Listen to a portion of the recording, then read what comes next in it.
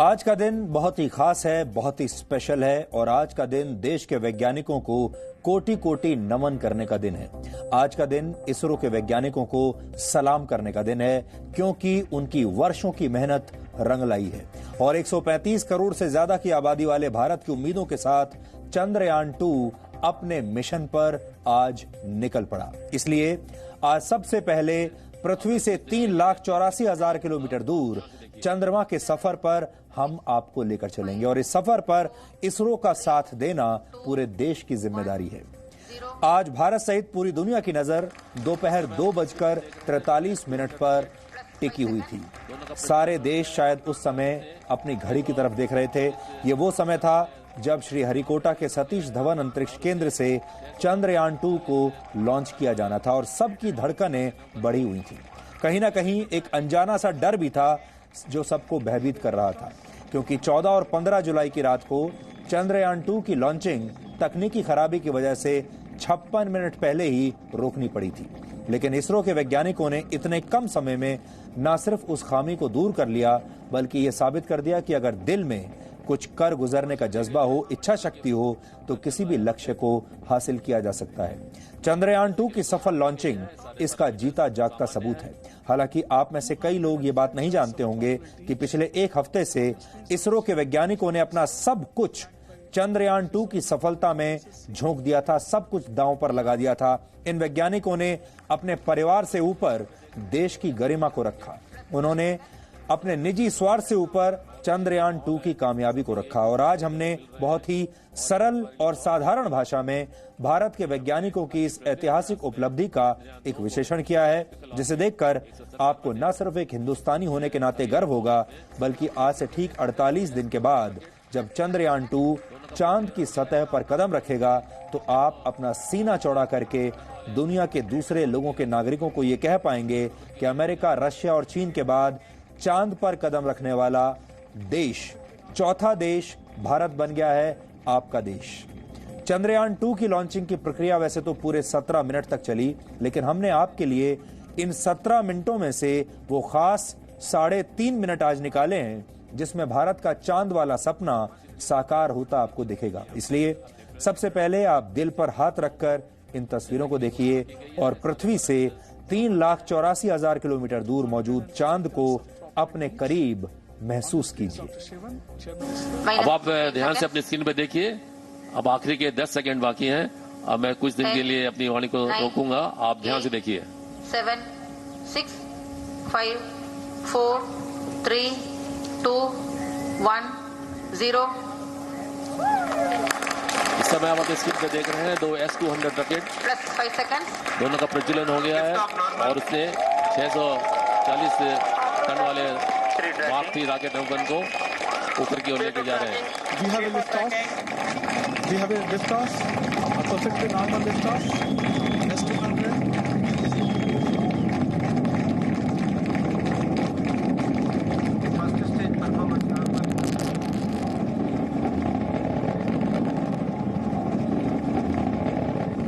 घोषित किए गए थे उसी के पर चल रहा है रॉकेट। जैसा कि अभी घोषणा की गई है, सारे पैरामीटर्स सामान्य हैं। 205 tons of propellant each. On your screens, Dr. Shivan, Chairman ISRO, flanked by Shri Somnath, Director VSSC. L-110 engine started. अभी अनाउंस किया गया कि L-110 जो कि हमारा दूसरा मुख्य रॉकेट है उसका इग्निशन हो गया है, उसके दोनों इंजन प्रज्वलित हो गए हैं। L-110 performance normal. अभी घोषणा की गई है रेंज ऑप्शन डायरेक्टर द्वारा कि इसकी गति और वेलोसिटी बने हुए की सामान्य आ रही है। अब ये rocket S-200 separated, performance normal. 131 second पर प्रज्वलित किया गया था और ये लगभग 195 सेकंड तक इतनी प्रेरणा देता जाएगा। 10 seconds after the S-200 separation, the vehicle is now under closed loop guidance. The L-110 performance is normal. The L-110 is a twin-engine powered high-thrust version stage with a specific impulse of 293 seconds. अभी आपके screen पे दिखा रहे हैं कि दोनों S-200 rocket मुख्य rocket से कैसे अलग हुए हैं, उसका एक विहंगम दृश्य आपके सामने आ रहा है। The onboard cameras capturing the S-200 separation. जब रॉकेट का L110 altitude stage 170 separated. Kilometre, हाँ अभी अनाउंसमेंट हुआ है, रॉकेट क्रायोजेनिक रॉकेट प्रज्वलित हो गया है और उससे L110 Cryo रॉकेट stage उससे ignition confirmed. अलग हो गया है. The cryogenic stage has ignited, and I don't know whether you can hear the clappings of the. Range option directive को तैयार है अनाउंस करने के लिए. उन्होंने अनाउंस किया, क्रायो इंजन शट ऑफ दिया, कमांड दे दी गया. अब इससे 15 सेकंड के बाद में सैटेलाइट को क्रायो स्टेज से अलग कर दिया जाएगा. Your screens now. See carefully. Anytime you will see this satellite. या सैटेलाइट को सेपरेट कर दिया गया क्रायो स्टेज से. इस समय जो आप सैटेलाइट के कैमरे से आप देख सकते Now हैं. you can see the satellite separating, moving away from the C-25 Over to stage. Mission Director. This is brought to you Chandrayaan-2 spacecraft is ejected using our in onboard orbit. cameras on the launch vehicle. Mission Director. हमारे rocket ने इसको launch कर दिया है. अब satellite से आने वाले जो संकेत हैं वो हमारे ग्राउंड स्टेशन, अभी बहुत जोर से क्लैपिंग हो रही है, इसके मतलब हमारे पास में कुछ. अब इसका हमारे चेयरमैन ISRO डॉक्टर के शिवन कुछ समय के बाद में उसकी उद्घोषणा करेंगे. The satellite has given its signals. The satellite orbit has been confirmed. And on your screens, Dr. Shivan greeting or taking greetings from his seniors, the earlier chairman of ISRO, other VVIPs.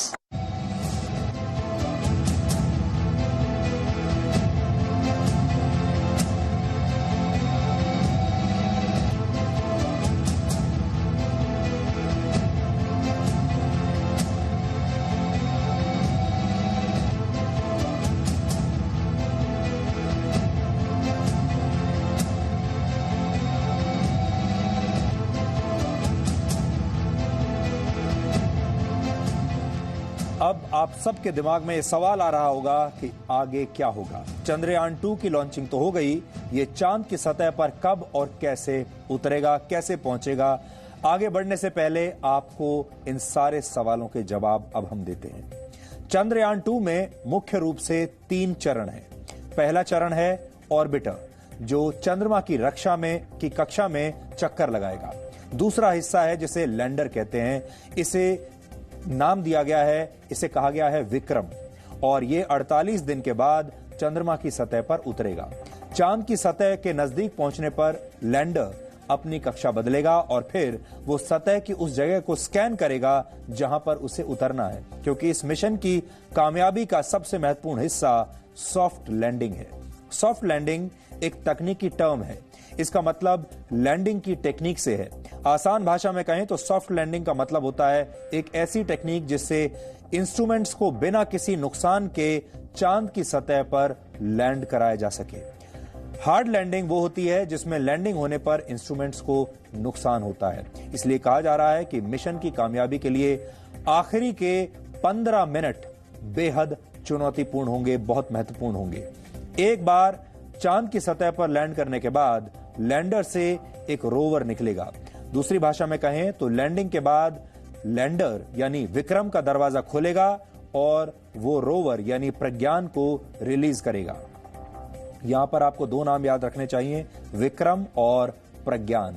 Vikram पहले land करेगा और अपने दरवाजे खोलेगा और वहां से प्रज्ञान निकलेगा. 27 किलोमीटर का रोवर यानी प्रज्ञान 6 पहिए वाला एक रोबोट वाहन है. इसका नाम संस्कृत से लिया गया है जिसका मतलब ज्ञान होता है. अपने नाम के ही मुताबिक ये चांद की सतह पर घूमते हुए तमाम जानकारियां इकट्ठा करेगा. भारत का चंद्रयान 2 मिशन इसलिए भी बेहद खास है क्योंकि ये चंद्रमा के दक्षिणी ध्रुव पर उतरने की कोशिश करेगा. ध्यान देने वाली बात यह है कि अब तक चंद्रमा के दक्षिणी ध्रुव पर कोई भी यान नहीं उतर पाया है. हमारा ये जो यान है ये दुनिया का पहला यान होगा जो उस हिस्से में उतरेगा. दूसरी बड़ी बात यह है कि वर्ष 2008 में चंद्रयान 1 मिशन के दौरान चांद के इसी हिस्से पर पानी होने के संकेत मिले थे, और अगर चंद्रयान 2 ने चांद की सतह पर उतरकर पानी को खोज लिया तो यह मानव इतिहास की एक बहुत बड़ी घटना होगी. चंद्रयान 2 चांद की सतह पर पानी, खनिज और जीवन की संभावनाओं के बारे में जानकारी देगा. इस मिशन में अभी तक सब कुछ ठीक ठाक चल रहा है. चंद्रयान 2 में टेरेन मैपिंग कैमरा लगा हुआ है जो चंद्रमा की सतह की 3D इमेज तैयार करेगा. इसमें एक ऐसा एक्सरे उपकरण भी है जो चंद्रमा की सतह पर मौजूद पत्थरों की जांच करेगा। इसमें हाई रेजोल्यूशन कैमरे लगे हैं जो चंद्रमा की साफ साफ तस्वीरें लेंगे। इसमें इंफ्रारेड डिवाइस लगा है जिसकी मदद से चंद्रमा की सतह पर खनिज पदार्थों की जांच की जाएगी और पानी की मौजूदगी का भी पता लगाया जाएगा। चंद्रयान 2 8 दिन की देरी से तो लॉन्च हुआ है, लेकिन यह अपने तय वक्त पर ही चंद्रमा की सतह पर पहुंचेगा, यानी पहुंचने में लेट नहीं होगा, क्योंकि इस मिशन की कामयाबी के लिए यह बहुत जरूरी है कि चंद्रयान 2 6 और 7 सितंबर के बीच चांद की सतह पर उतरे, क्योंकि चंद्रमा पर जिस जगह पर इसकी लैंडिंग तय की गई है उसका रुख 6 और 7 सितंबर के बीच पृथ्वी की तरफ होगा और उस हिस्से पर सूर्य की रोशनी भी पड़ रही होगी। इस डेडलाइन को हासिल करने के लिए चंद्रयान 2 पहले के मुकाबले चंद्रमा के 15 चक्कर अब कम लगाएगा, जबकि उसे पृथ्वी के 6 चक्कर अब ज्यादा लगाने पड़ेंगे। भारत को ज्यादा वक्त जरूर लग रहा है, लेकिन यह पूरी प्रक्रिया मिशन पर होने वाले खर्च को कई गुना कम कर देती है। अमेरिका और रशिया के पास भारत से शक्तिशाली रॉकेट हैं और वो बहुत कम वक्त में सीधे चंद्रमा तक पहुंच सकते हैं, यानी हमसे कहीं ज्यादा तेजी के साथ रशिया और अमेरिका चांद तक पहुंच सकता है। लेकिन भारत ने इस कमी का रास्ता भी निकाल लिया। भारत का चंद्रयान पृथ्वी की ग्रेविटी से बाहर निकलने के लिए पहले पृथ्वी के कई चक्कर लगाता है और फिर धीरे धीरे पृथ्वी की कक्षा को छोड़कर चंद्रमा की तरफ बढ़ जाता है। इस वजह से ना बड़े रॉकेट की जरूरत पड़ती है और ना ही ज्यादा ईंधन की जरूरत पड़ती है, और इसीलिए यह मिशन बाकियों के मुकाबले बहुत सस्ता है। भारत के अंतरिक्ष मिशन बहुत किफायती रहे हैं। चंद्रयान 2 पर सिर्फ 978 करोड़ रुपए खर्च हुए हैं। इसलिए भारत के अनुभव से आज अमेरिका, रशिया और चीन जैसे देशों को भी काफी कुछ सबक लेने की जरूरत है, सीखने की जरूरत है। हालांकि इन तीनों देशों के अंतरिक्ष कार्यक्रम भारत से कई दशक पुराने हैं, यानी ये भारत से बहुत पहले ही इस तरह के कार्यक्रम लॉन्च कर चुके हैं।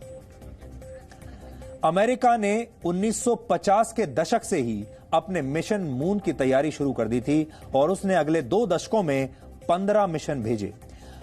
अगर आज की लागत के हिसाब से देखा जाए तो अमेरिका के इन सभी प्रोजेक्ट्स पर 7 लाख करोड़ रुपए खर्च हुए थे। इनमें 6 ऐसे मिशन भी शामिल थे जिसमें इंसान को भी चंद्रमा पर उतारा गया था। यह वो दौर था जब अमेरिका और सोवियत संघ के बीच अंतरिक्ष में रेस चल रही थी, कौन अंतरिक्ष में आगे निकलेगा और चांद तक सबसे पहले कौन पहुंचेगा। उस जमाने में सोवियत संघ ने 1960 और 1970 के दशक में करीब 50 लूनर मिशन भेजे थे। इनमें 25 मिशन फेल हो गए थे, यानी यहां देखिए आप, 50 में से 25 मिशन फेल हो गए थे, यानी 50% मिशन रशिया के फेल हुए। आज के हिसाब से इन प्रोजेक्ट्स पर करीब 1.5 लाख रुपए खर्च हुए थे। हालांकि रशिया ने चंद्रमा पर कभी भी कोई मानव मिशन नहीं भेजा है। चीन ने वर्ष 2007 में चंद्रमा पर पहला मिशन भेजा था। अब तक चीन 10 मून मिशन भेज चुका है। चीन हर वर्ष अंतरिक्ष कार्यक्रम पर करीब 50,000 करोड़ रुपए खर्च करता है, जबकि भारत में इस वर्ष बजट में अंतरिक्ष कार्यक्रम के लिए सिर्फ 12,000 करोड़ रुपए दिए गए हैं। इजराइल ने इसी वर्ष फरवरी में अपना मून मिशन बेरेशीट लॉन्च किया था, लेकिन यह मिशन भी फेल हो गया था और इस मिशन पर इजराइल ने करीब 700 करोड़ रुपए खर्च किए थे। इस लिहाज से इसरो के वैज्ञानिक पूरी दुनिया के सामने एक मिसाल है। भारत ने वर्ष 2008 में 386 करोड़ रुपए की लागत से चंद्रयान 1 मिशन को लॉन्च किया था। इस मिशन में सिर्फ एक ऑर्बिटर था जिसने 312 दिन तक चंद्रमा के 3,400 चक्कर लगाए थे। अब 11 वर्षों के बाद चंद्रयान 2 पर 978 करोड़ रुपए खर्च हुए हैं, यानी इन दोनों प्रोजेक्ट्स पर भारत ने अभी तक कुल मिलाकर 1400 करोड़ रुपए से भी कम खर्च किए हैं। कुछ लोग कहते हैं कि भारत को स्पेस प्रोग्राम की जरूरत नहीं है। उनका तर्क है कि भारत ने मून मिशन पर जो पैसा खर्च किया वो रकम देश में बुनियादी ढांचों पर खर्च की जा सकती थी। आज हम ऐसे लोगों की बंद पड़ी आंखें खोलना चाहते हैं। ऐसे लोगों को यह पता होना चाहिए कि हॉलीवुड की कुछ मशहूर फिल्में हैं जिनका बजट चंद्रयान 2 मिशन से भी ज्यादा था। यानी जितने में हमने चंद्रयान 2 मिशन लॉन्च किया है उससे कहीं ज्यादा पैसे में तो हॉलीवुड फिल्में बना रहा है। इसी वर्ष रिलीज हुई हॉलीवुड फिल्म डार्क फिनिक्स का बजट 1350 करोड़ रुपए से ज्यादा था, यानी हमारे चंद्रयान 2 से कहीं ज्यादा। वर्ष 2018 में आई फिल्म Solo a Star Wars story को बनाने में 1700 करोड़ रुपए से ज्यादा खर्च हुए थे। पिछले साल ही फिल्म एवेंजर्स इन्फिनिटी वॉर आई थी, इसे बनाने में 2100 करोड़ रुपए से ज्यादा खर्च हुए थे, जबकि इसी वर्ष रिलीज हुई फिल्म एवेंजर्स एंड गेम का बजट 2400 करोड़ रुपए से भी ज्यादा था। आप ये भी कह सकते हैं कि पश्चिमी देशों में जितने बजट में फिल्में बनाई जाती हैं, भारत उससे भी आधी रकम खर्च करके चांद पर पहुंच जाता है। इसलिए हमें इसरो के वैज्ञानिकों को आज दिल से सलाम करना चाहिए। 7, 6, 5, 4, 3, 2, 1, 0।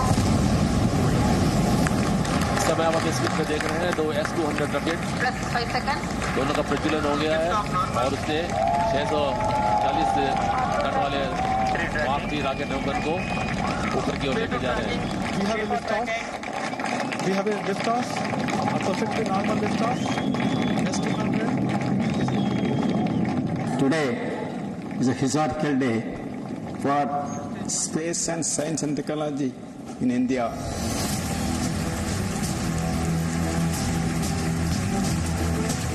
S-200 separated, performance normal.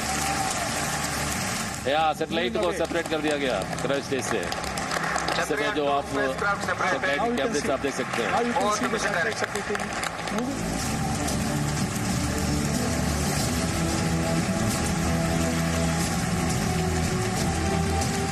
It is the beginning of a historical journey of India towards moon.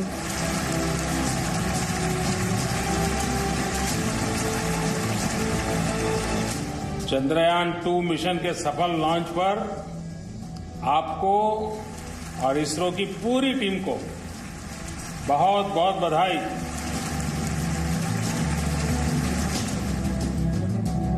आज अंतरिक्ष की दुनिया में एक बार फिर साबित हो गया कि सारे जहां से अच्छा हिंदुस्तान हमारा।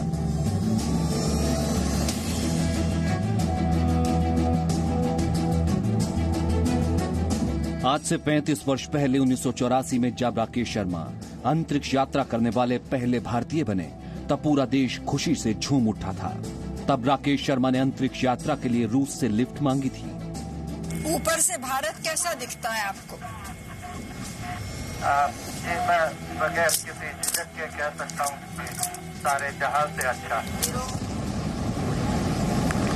समय आप अपने स्क्रीन पे देख रहे हैं 2 S-200 रॉकेट, प्लस 5 सेकंड। लेकिन चांद के दीदार के लिए जैसे ही आज GSLV Mark 3 से चंद्रयान 2 की कामयाब लॉन्चिंग हुई, उसने एक बार फिर भरोसा दिला दिया कि आने वाले वक्त में भारत वो काम करने वाला है जिसकी पूरी दुनिया सिर्फ कल्पना करती ही रह गई। Normal liftoff. S-200.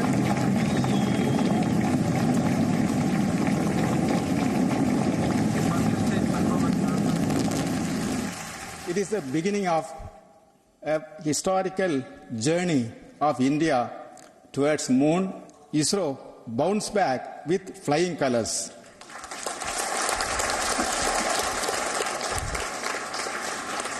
In fact, they are working continuously, forget about their families, sacrificing their interest, but non-stop mode. They worked to ensure that the snag is fixed properly. ये पहली मिशन है भारत की जो सॉफ्ट लैंडिंग अटेम्प्ट करेगी lunar surface पे। आज तक सिर्फ 3 कंट्रीज ने अटेम्प्ट किया है, अमेरिका, रशिया और चाइना। और जब ये मिशन सक्सेस होगी, भारत होगी चौथा देश जिन्होंने मून पर सॉफ्ट लैंडिंग अटेम्प्ट की है। GSLV Mark 3 ने करीब 17 मिनट में जो कीर्तिमान रचा, उसे पूरी दुनिया सदियों तक याद रखेगी। और इससे ये बात भी साबित हो गई है कि PSLV की कामयाबी के बाद GSLV इसरो के तर्कश का सबसे धारदार हथियार बन चुका है, जिससे किसी भी मिशन की कामयाब लॉन्चिंग की जा सकती है। 39,000 में प्रक्षेपित कर दिया है। 100 किलोमीटर उच्चता रख के वो चंद्रयान 2 प्रदक्षिण करना शुरू करेगा और उसके 4 दिन बाद उससे वो जो अवतरणकारी जो यान है जिसका नाम विक्रम दिया है, विक्रम साराभाई का नाम पे, वो अवतरण करेंगे। सॉफ्ट लैंडिंग होगा चंद्रपृष्ठ में और उसका थोड़ा बाद 3 घंटा बाद रोवर बोल के जो स्वयंक्रिय जो यान है वो विक्रम से निकाल के आसपास घूम के पृथ्वी में हमारा जो इसरो का विज्ञानी जो बेंगलुरु में इंडियन डीप स्पेस नेटवर्क में बैठा हुआ है, उससे बहुत सारे तथ्य हम भेजेंगे। Honorable members, there is a good news. It gives me great happiness to inform the House that Chandrayaan-2 has been successfully launched by the Indian Space Research Organization ISRO. Chandrayaan-2 चंद्रमा के दक्षिणी ध्रुवीय क्षेत्र में विश्व का पहला मिशन है। इस प्रक्षेपण के साथ ही देश ने अंतरिक्ष में हमारे प्रयासों के संबंध में हमारी शक्ति एवं क्षमता का प्रदर्शन किया है। उसके लिए मुबारकबाद हम सभी साइंटिस्टों को, हमारे पूरे साइंटिफिक ऑफिसर्स, कर्मचारी, वो सब पात्र हैं इस मुबारकबाद के। ये सफल हो और अच्छी तरह से चंद्रमा पर स्थापित होकर तो नया उनको स्थापित करना है, ऑर्बिट में स्थापित करना है। मैं मानता हूं कि चंद्रयान-2 देश के लिए एक बहुत ही इम्पोर्टेंट स्पेस के हिस्ट्री में एक बड़ा इम्पोर्टेंट माइलस्टोन है। वो हमारा देश का शान है और जय जवान जय किसान नारा लाल बहादुर जी ने लगाया था, अटल जी ने जोड़ दिया जय विज्ञान, और विज्ञान के द्वारा ही हम प्रगति के शिखर पर जा सकते हैं। चंद्रयान-2 के बारे में उम्मीद जताई जा रही है कि 48वें दिन चंद्रमा की सतह पर उतरेगा।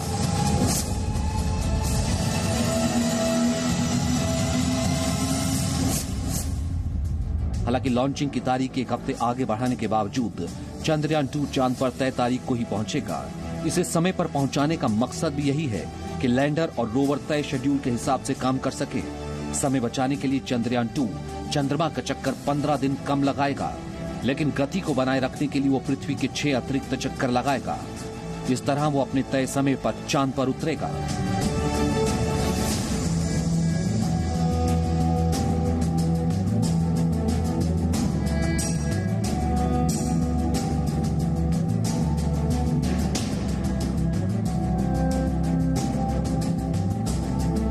सबसे पहला जो चैलेंज था वो था लॉन्च करना। लॉन्च हो गया है। अभी दूसरा चैलेंज है ये कि अपनी अर्थ के ऑर्बिट में आएगा। जब अर्थ का ऑर्बिट चलेगा वो तकरीबन 3 हफ्ते से ज्यादा होगा। उसके बाद ये चांद की तरफ जाएगा और चांद का ऑर्बिट आएगा, तो वो दूसरी स्टेज आएगी। तीसरी स्टेज जो सबसे अहम स्टेज है वो कि लैंडर को लैंड करना है चांद के ऊपर जिस जगह पर हमने चुना है। वो जो 15 मिनट का जो एक्टिविटी है वो सबसे अहम एक्टिविटी है, क्योंकि पूरी मिशन जो है वो उसी पर निर्भर है कि किस प्रकार लैंडर लैंड करेगा, किस प्रकार रोवर फिर अपनी जो भी उसको मिशन है उसको कंप्लीट करेगा। अगर अंतरिक्ष विज्ञान की और पूरी दुनिया का जो वैज्ञानिक समुदाय है उसकी बात करें तो चंद्रयान-2 के जरिए भारत ने पूरी दुनिया को एक मिसाल कायम किया है और बजट इसमें मुख्य बात है। बहुत सारे देश अंतरिक्ष को एक्सप्लोरेशन करते हैं, अंतरिक्ष खोज पे अपने यान भेजते हैं, लेकिन उनका बजट बहुत ज्यादा होता है। साउथ पोल पर वहाँ पानी के मिलने की परफेक्शन पता लगेगा और बहुत से वहाँ खनिज वगैरह हैं, इसलिए हम साउथ पोल पर गए हैं, लेकिन पहले हो जाएंगे। साउथ पोल पर अभी कोई गया ही नहीं। GSLV Mark 3 से चंद्रयान की कामयाब लॉन्चिंग ने भारतीयों को जश्न मनाने का एक और मौका दिया है। हमें लगता है कि किसी भी मैच में जीतने के बाद पटाखे फोड़ने से ज्यादा जरूरी है इसरो जैसी देशभक्त संस्था की कामयाबी देखकर खुशी के दिए जलाए जाएं, क्योंकि इसरो के पॉकेट में जो रॉकेट है वो देश के दुश्मनों को किसी भी मैच में हरा सकता है। अब ये पूरा एक स्वनिर्मित था। भारत ने इस पे पूरी तरह से किसी दूसरे देश का सहयोग और हेल्प नहीं ली है और उसको खुद ही निर्मित किया है। तो ये मिशन टेक्नोलॉजिकली और अंतर्राष्ट्रीय स्तर पे हमें दोनों तरह से सफलता दिलाएगा। That was a great work and we're going to be the first nation going to the South Pole. India सबसे पहले कंट्री है जिसने मून में वाटर के ट्रेसेस ढूंढे थे, तो इंडिया के लिए बहुत बड़ा अचीवमेंट है और साइंटिस्ट ने दिन और रात लगा दिए थे इसको करने में। Our scientists have stood very strong and we came back as a phoenix bird. कुल मिलाकर भारत ने अपने चंद्रयान-2 का सफल प्रक्षेपण करके अंतरिक्ष में एक बार फिर अपना परचम लहरा दिया है। इससे पहले चंद्रयान-1 की सफलता ने भी चांद के रहस्यों से पर्दा उठाने में पूरी दुनिया की मदद की थी और अब उम्मीद जताई जा रही है कि 48वें दिन जब चंद्रयान-2 चांद की सतह पर उतरेगा तो कई ऐसे सवालों के जवाब मिलेंगे जिसकी तलाश आज पूरी दुनिया कर रही है। ब्यूरो रिपोर्ट, जी मीडिया। चंद्रयान 2 की कामयाब लॉन्चिंग के पीछे दो ऐसी मशीन हैं जो इस वक्त भारत के अंतरिक्ष कार्यक्रम की बैकबोन यानी रीढ़ की हड्डी बन चुकी हैं। पहला है स्वदेशी GSLV रॉकेट यानी जियो सिंक्रोनस सैटेलाइट लॉन्च व्हीकल। अभी इसका मार्क 3 वर्जन इस्तेमाल किया जा रहा है। यह रॉकेट करीब 5 टन वजन तक के सैटेलाइट अंतरिक्ष में लॉन्च कर सकता है। और दूसरा है स्वदेशी क्रायोजेनिक इंजन। इस तकनीक से भारत के अंतरिक्ष कार्यक्रम में एक क्रांति आ गई। आपको इसके बारे में हम और गहराई से अभी बताएंगे, लेकिन उससे पहले यह जानिए कि चंद्रयान 2 के असली नायक कौन है। उस टीम से तो आप मिल लीजिए। पहले चंद्रयान 2 की सफल लॉन्चिंग का पहला श्रेय जाता है इसरो के चेयरमैन के सिवन को। इस मिशन की प्रोजेक्ट डायरेक्टर का नाम है मुथैया वनीथा, जो एक डेटा स्पेशलिस्ट हैं। बतौर मिशन डायरेक्टर चंद्रयान 2 की सफलता में ऋतु कारीधाल का भी अहम योगदान रहा। इसके अलावा मैकेनिकल इंजीनियर एस सोमनाथ ने भी अपनी बहुत महत्वपूर्ण भूमिका निभाई है। चंद्रयान 2 के लॉन्च के मिशन डायरेक्टर जयप्रकाश और व्हीकल डायरेक्टर रघुनाथ पिल्लई ने भी अपना शानदार योगदान दिया। ये दोनों ही वैज्ञानिक इसरो में रॉकेट स्पेशलिस्ट हैं। इसके अलावा मंगलयान मिशन की कामयाबी के स्तंभ रहे डॉक्टर अनिल भारद्वाज भी चंद्रयान 2 की सफल लॉन्चिंग के हीरो बने। अभी हमने सिर्फ कुछ नाम आपको बताए हैं। सच्चाई यह है कि ये कामयाबी इसरो के हर वैज्ञानिक की जीत है और ये टीम बहुत बड़ी टीम है। लेकिन दुख की बात यह है कि जो लोग एक क्रिकेट मैच में भारत की जीत का जश्न मनाने के लिए सड़कों पर उतर जाते हैं, वो लोग इसरो और भारत के वैज्ञानिकों की इतनी बड़ी कामयाबी का जश्न शायद उस तरह कभी नहीं मनाते। ये उदासीनता बताती है कि हमारे देश के लोग असल में मनोरंजन के गुलाम हो चुके हैं और वैज्ञानिकों के प्रति उनके मन में कितना कम सम्मान है।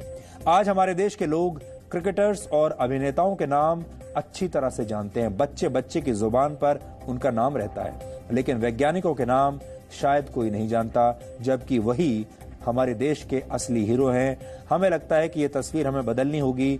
ये वैज्ञानिक मीडिया में आकर कभी अपना इंटरव्यू नहीं देते, इनकी तस्वीरें नहीं छपती, इनके इंटरव्यूज नहीं छपते, ये कभी देश से शिकायत नहीं करते, ये कभी हड़ताल पर नहीं जाते, कभी धरने पर नहीं बैठते, कभी पुरस्कारों की मांग नहीं करते, कभी सामने आकर किसी से कोई शिकायत नहीं करते, कभी ये नहीं कहते कि इनकी तनख्वाह बढ़ा दी जानी चाहिए। सिर्फ चुपचाप रहकर देश के लिए काम करते रहते हैं और ये देश का फर्ज है कि वो ऐसे वैज्ञानिकों को वो सम्मान दे जिसके वो हकदार है। चंद्रयान 2 को चांद के सफर पर ले जाने वाले रॉकेट GSLV मार्क 3 को बाहुबली भी कहा जाता है, क्योंकि ये भारत का सबसे वजनदार रॉकेट है। GSLV मार्क 3 रॉकेट में CE-20 क्रायोजेनिक इंजन का इस्तेमाल होता है और आपको ये जानकर आज बहुत अच्छा लगेगा कि ये इंजन पूरी तरह से स्वदेशी है, यानी मेड इन इंडिया है। 80 के दशक के अंत में अमेरिका ने भारत के GSLV कार्यक्रम को रोकने की पूरी कोशिश की थी और अमेरिका इसमें कामयाब भी हो गया था। GSLV रॉकेट में क्रायोजेनिक इंजन का इस्तेमाल होता है। 1980 के दशक के अंत में भारत ने रशिया से क्रायोजेनिक इंजन मांगे थे। रशिया 230 करोड़ रुपए में भारत को यह इंजन देने के लिए तैयार भी हो गया था, लेकिन तब अमेरिका ने इसरो पर पाबंदियां लगा दी और रशिया को ऐसा करने से रोक दिया और नतीजा यह हुआ कि हमें क्रायोजेनिक इंजन नहीं मिला, जिसकी वजह से हमारा जो स्पेस प्रोग्राम है वो काफी पीछे चला गया।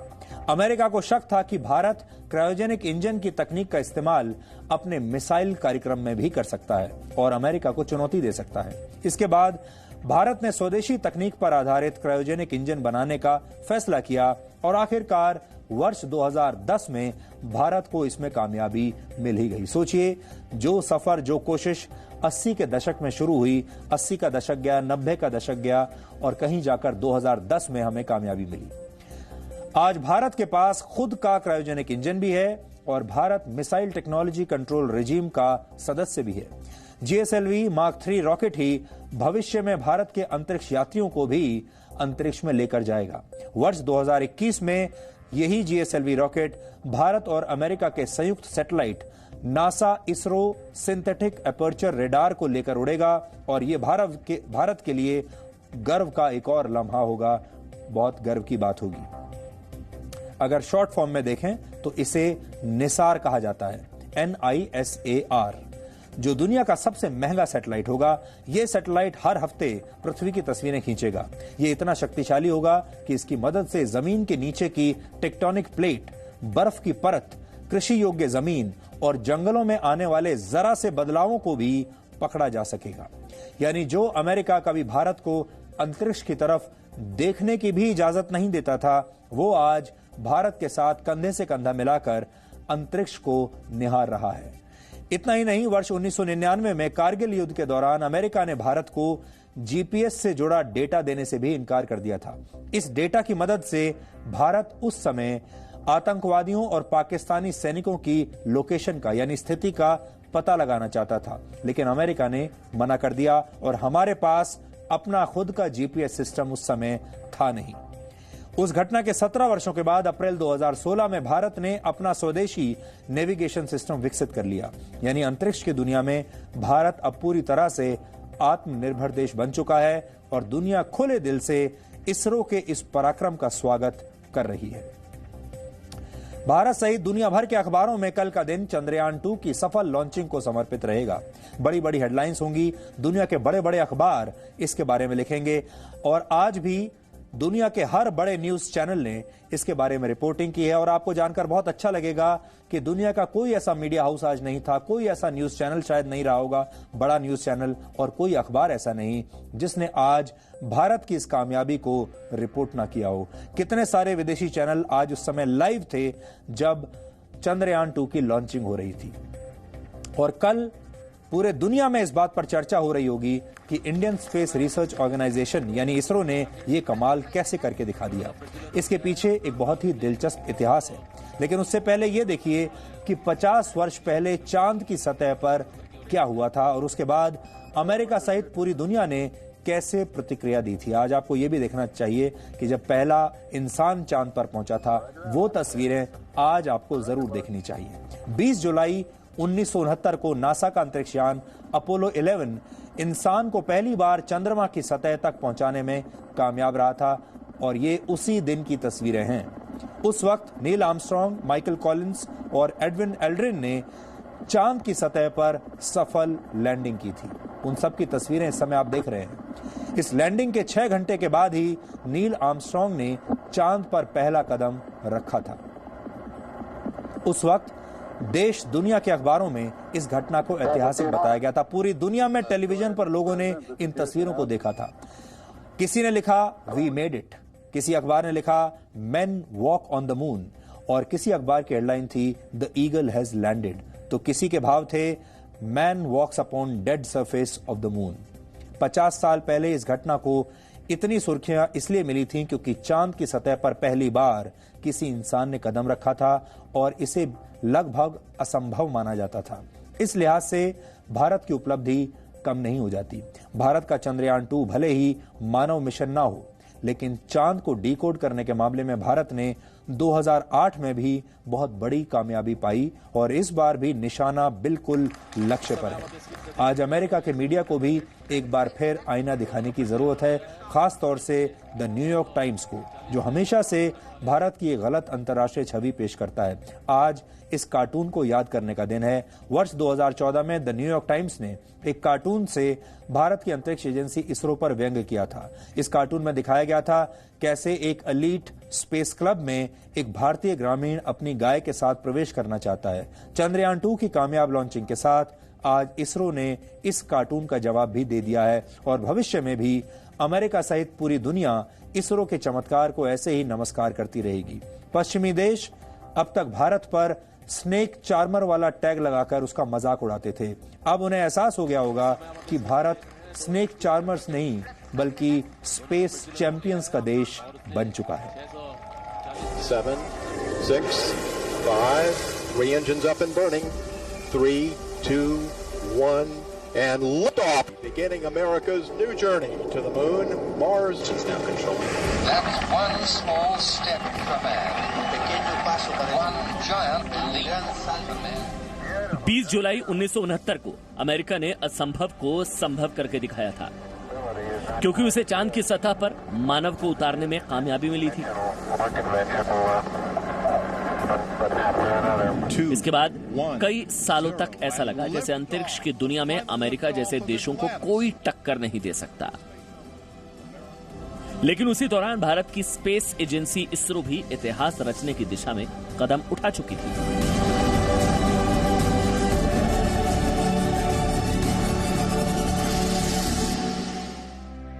इसरो का सफर सन 1963 में बैलगाड़ी से शुरू हुआ और आज उस मुकाम तक पहुंच गया कि वो आने वाले मिशन की जानकारी को दुनिया के सामने एडवांस में रखने लगा है। चंद्रयान 2 की सफल लॉन्चिंग के साथ अपना पराक्रम दिखा रहा है।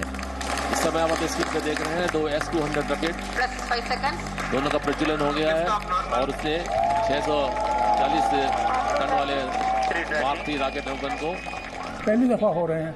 अच्छा, और देश भी करते हैं, लेकिन वो एक बात में इतने लोग इतने कदम एक ही छलांग में नहीं लगा लेते। हमने एक ही छलांग में कई कदम उठा दिए हैं। हर कदम पे चुनौती है। जब तक हम वहां से जो हमारा जो एम है पूरा का पूरा कि हम वहां से जो भी डेटाज कलेक्ट करना चाहते हैं, अगर हम जब तक वो एम पूरा नहीं कर लेते हैं तो हर कदम पे चुनौती है। लेकिन मुझे पूरा विश्वास है कि इसरो के वैज्ञानिक जिस तरह से काम को अंजाम दे रहे हैं वो उन सारे अपने उद्देश्यों को पूरा करें। इसके बाद हमारा मेन लक्ष्य होगा कि हम अब नेक्स्ट लेवल में क्या करने वाले हैं। तो नेक्स्ट लेवल मेरे ख्याल से यही होना है कि हमें अब मनुष्यों को स्पेस में भेजना है। तो ये हमारे लिए अब नेक्स्ट स्टेप होगा और अपने आप में चंद्रयान 2 बहुत बड़ा ही मिशन है। आपने देखा कि जिस तरह से पहले रोक दिया गया था कुछ तकनीकी खराबियों की वजह से, अब वो तकनीकी खराबियां भी सॉल्व हो गई हैं और हमने ये फाइनली अचीव कर लिया है।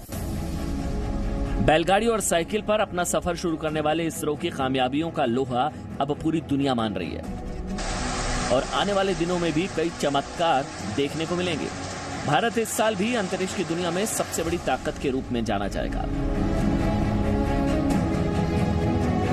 भारत ने अंतरिक्ष में अब अपना अड्डा स्थापित करने की तैयारी शुरू कर दी है। अब अमेरिका और रूस की तरह भारत का भी अपना खुद का स्पेस स्टेशन होगा। सिर्फ इतना ही नहीं, साल 2022 से पहले इसरो इंसान को अंतरिक्ष में भेजने वाला है। इस मिशन का नाम है गगनयान और इसके बाद बारी होगी भारत के।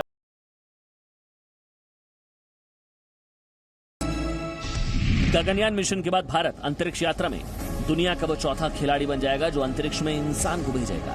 इस मिशन में इसरो की मेहनत और कामयाबी का 55 साल का वो इतिहास छुपा हुआ है जिसने भारत को दुनिया के सामने अंतरिक्ष गुरु बना दिया।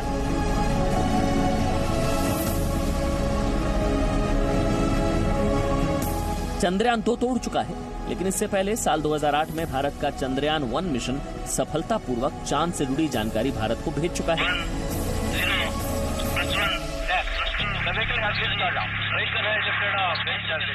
2008 में चंद्रयान मिशन के जरिए अमेरिका की अंतरिक्ष एजेंसी नासा को इस बात का अंदाजा हो गया था कि भारत के पास बहुत सस्ते दामों में अंतरिक्ष यान बनाने और उन्हें भेजने में महारत हासिल है।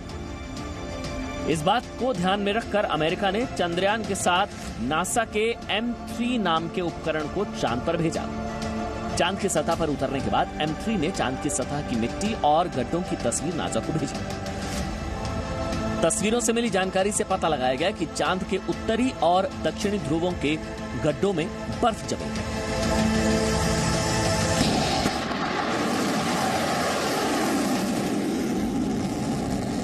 छोटे उपग्रह से बड़े उपग्रह की यात्रा के बाद भारत उस स्थिति में पहुंच चुका है कि वो अब सारे संचार उपग्रह खुद ही बनाता है।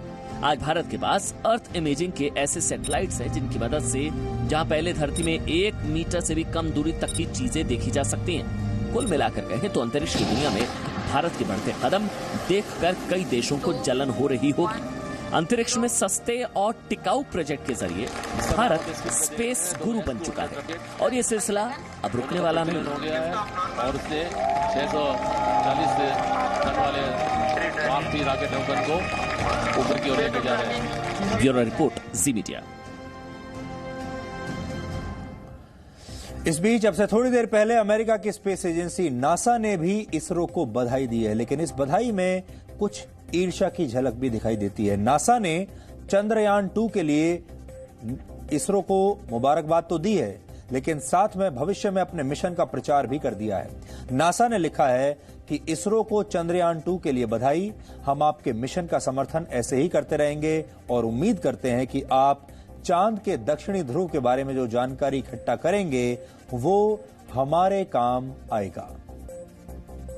यहां पर किसी के भी मन में यह सवाल जरूर आएगा कि सब लोग चांद पर क्यों जाना चाहते हैं, हर देश मिशन मून क्यों लॉन्च करना चाहता है, अलग अलग देश अपने मिशन मून पर क्यों भेज रहे हैं।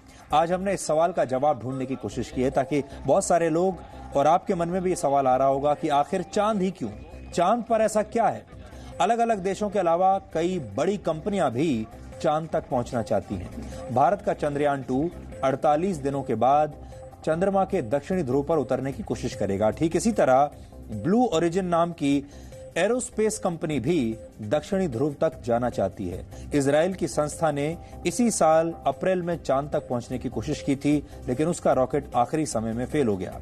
सवाल यह है कि पूरी दुनिया में चांद तक पहुंचने की ये रेस क्यों लगी हुई है। इसका जवाब है अंतरिक्ष की दुनिया में चांद पर बसाई जाने वाली संभावित ह्यूमन कॉलोनी।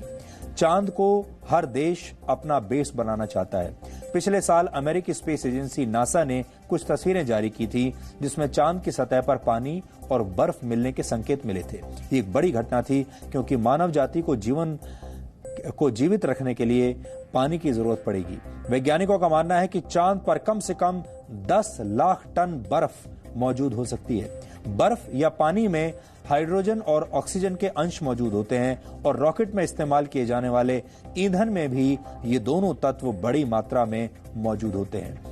यानी अगर चांद की सतह पर पानी खोज लिया गया और वहां उसे रॉकेट फ्यूल में बदलने की तकनीक तैयार कर ली जाए तो खर्च काफी कम हो जाएगा। साधारण भाषा में कहें तो आप अंतरिक्ष में मौजूद पानी को वहां मौजूद तेल भी कह सकते हैं।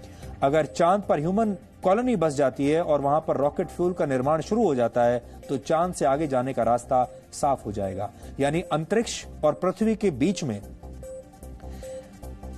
किसी भी देश को या पृथ्वी को एक बेस चाहिए और वो बेस चांद बन सकता है।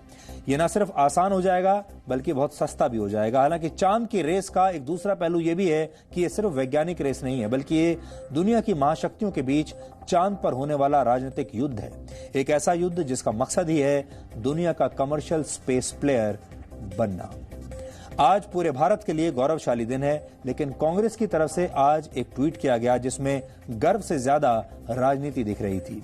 कांग्रेस ने इसरो को बधाई तो दी, लेकिन साथ ही पंडित जवाहरलाल नेहरू की एक तस्वीर भी ट्वीट करके ये लिख दिया कि नेहरू को भी याद करने का ये सही समय है। कांग्रेस ने भारत के अंतरिक्ष कार्यक्रम की नींव रखने के लिए जवाहरलाल नेहरू को श्रेय दिया है। कांग्रेस ने चंद्रयान 1 मिशन का भी जिक्र किया और लिखा कि इसके लिए वर्ष 2008 में तत्कालीन प्रधानमंत्री मनमोहन सिंह ने मंजूरी दी थी। यानी देश के वैज्ञानिकों की कामयाबी को कांग्रेस अपनी सफलता बता रही है।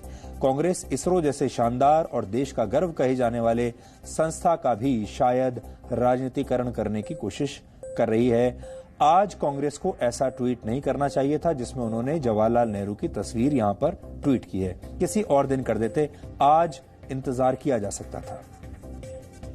जबकि इसरो के वैज्ञानिक जब कोई सैटेलाइट लॉन्च करते हैं तो उनका सिर्फ एक ही लक्ष्य होता है और वो है देश का विकास और देश का सम्मान।